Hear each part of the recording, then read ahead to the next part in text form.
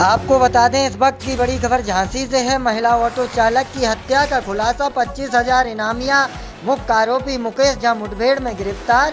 4-5 जनवरी को झांसी की पहली महिला ऑटो चालक अनीता चौधरी की मुकेश और उसके 2 साथियों ने कर दी थी हत्या। प्यार में धोखे का बदला बना हत्या की वजह। 4-5 जनवरी की रात्रि में थाना नवाबाद पुलिस को सूचना प्राप्त हुई थी कि एक ऑटो पलट गया है और एक महिला की दबकर मौत हो गई है। इस सूचना पर तत्काल थाना नवाबाद पुलिस तत्समय मौके पर पहुंचकर आवश्यक कार्रवाई पूर्ण की गई थी। प्रकरण में तत्समय परिजनों द्वारा एक तहरीर शंका के आधार पर 3 व्यक्तियों के विरुद्ध दी गई थी।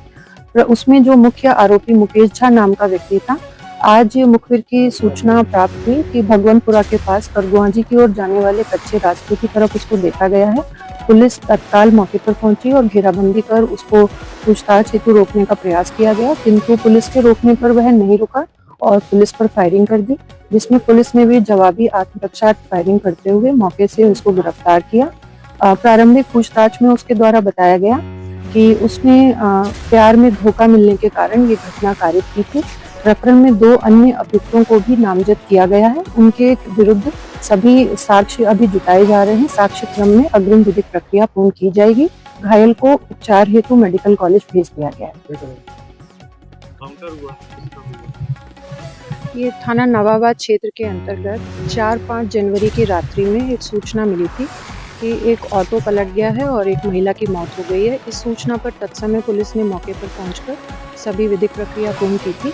मृतका की पहचान अनीता चौधरी के रूप में हुई थी, जो यहाँ पर प्रथम महिला ऑटो ड्राइवर के रूप में चर्चित थी जनपद झांसी में। उस समय इनके परिजनों ने एक तहरीर दी थी जिसमें शंका जाहिर की थी 3 व्यक्तियों के खिलाफ कि इनके द्वारा उनकी पत्नी की हत्या की गई है।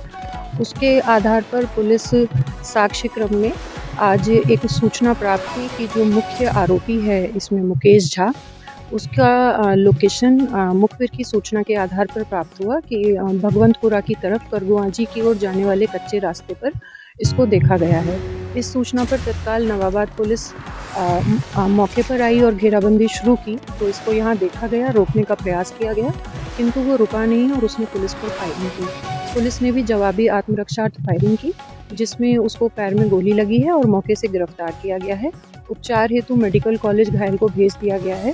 प्रारंभिक पूछताछ में इसके द्वारा बताया गया कि करीब 6-7 साल पहले 4-5 जनवरी की रात्रि में ही इनके द्वारा एक मंदिर में शादी की गई थी और उसी की एनिवर्सरी थी और उसने उसी दिन, क्योंकि उसको प्यार में धोखा मिला था ऐसा उसका कहना है, और उसने बदला लेने के लिए ये घटना कारित की है।